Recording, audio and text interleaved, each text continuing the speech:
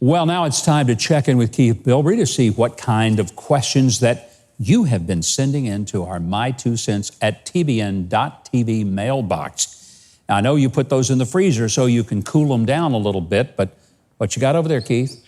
Oh, we got some hot ones. Mark from Arlington Heights, Illinois. Representative Alexandria Ocasio-Cortez called on Democrats to buy time with procedural tools, which she said could include impeachment proceedings against President Donald Trump and Attorney General William Barr. She said she believed the Trump administration has broken many laws and that AG Barr is unfit for office, without providing any examples. How can she make these charges without evidence? Well, you know, she reminds me of something one of my college professors said to me many moons ago. And that was when a young student who thought he knew everything kept challenging the professor in one of our classes. One day, the professor just pulled his glasses down on his nose, looked out and said, my, what did the Lord do before you came along to take good care of us? And sometimes when I hear her talk, I'm thinking that I should just pull the glasses down on my nose and say, my, how did this country ever get along before you came along to fix us? But let me just explain something. If you're going to impeach President Trump again, please go for it. It really helped him the last time. His numbers went up and it messed up your election fortunes. So please go ahead. Because what are you going to impeach him for? Doing his job? That's what he's supposed to do. Knock yourself out, AOC. Let's see what happens. There you go. Keith, what else you got? Well, Renee in Morgantown, Pennsylvania, I love your show and I'm strongly conservative. I was wondering why Jim Caviezel meant when he said, aren't we all racist, in his interview with you.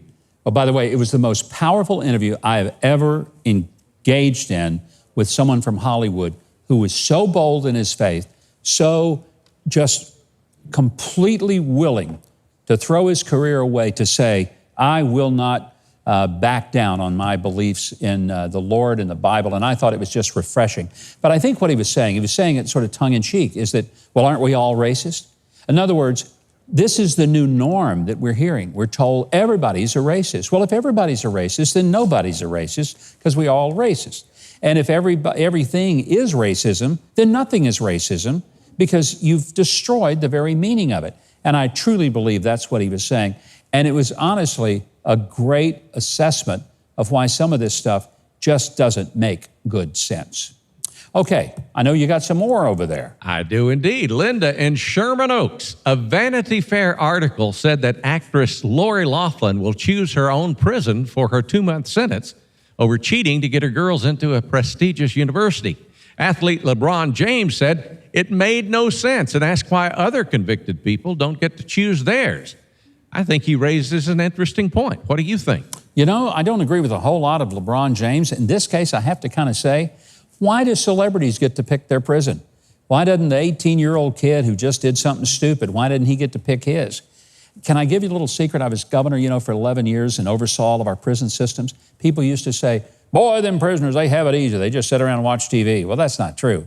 In fact, I visited every prison we have, both the men's and women's units, and I'm going to tell you something.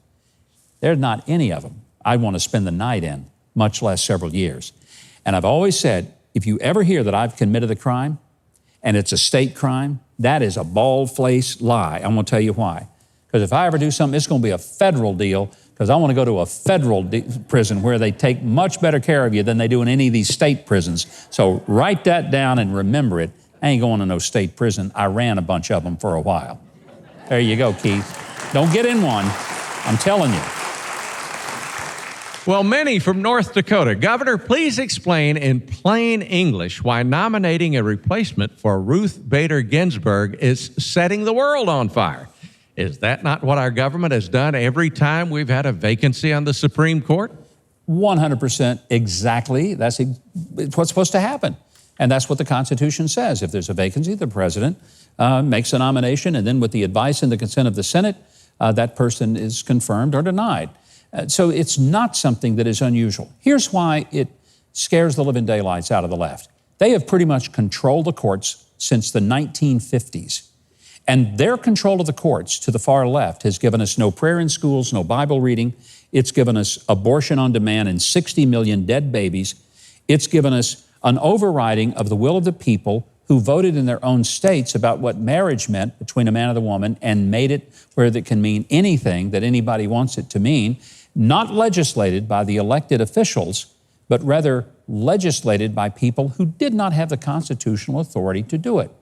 And on the Supreme Court has sort of maybe circumvented and even substituted as a legislative body, which they're not supposed to be.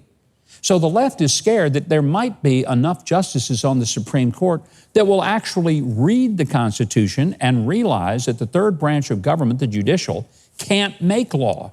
They can only interpret it. And if that ever happens, you're going to see a very different kind of country for generations to come. And maybe we can reverse some of the crazy stuff that has just about ruined this country because people never bothered to read this wonderful document called the Constitution. That's why it upsets them so much. Well, we've got one more.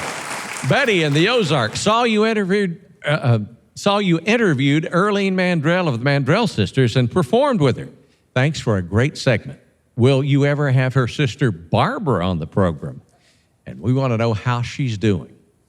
Well, you know, Barbara is somebody we would love to have. She is retired and she just doesn't do public things, but you know, we've had Louise, who is just wonderful. We've had Earlene, who we just love, and we'd love to have Barbara. Even if Barbara didn't want to sing, we'd love to just talk to her because I think all of the Mandrell women are just wonderful people. They're funny, they're beyond talented, and anybody that's got influence, tell Barbara that, hey, her sisters have been on the show. We're 2 for 3. Let's make it a 3-fer and get us all on there. So come on, Barbara, do the show. You'll have a good time. Keith, we'll make him go home that night. We won't even let him in the place. Yeah, actually, you know Barbara very well for working with her at the Grand Ole Opry all those years. We need to talk to Ken. That's who runs the show. Yeah, well, I'm going to put you on that. Okay. I'll put you on that right now. He'll fly her over here in a helicopter. That'd be great. Hey, if you have questions, comments, or even searing remarks of your own for me, drop them in the comments below. Or you can send them to my2cents@tbn.tv. Now, if you want more videos like that one, hit the subscribe button below and the notification bell right next to it. And if you leave a comment, positive or negative, I'll be sure that my dog Toby sees it and responds to you in kind.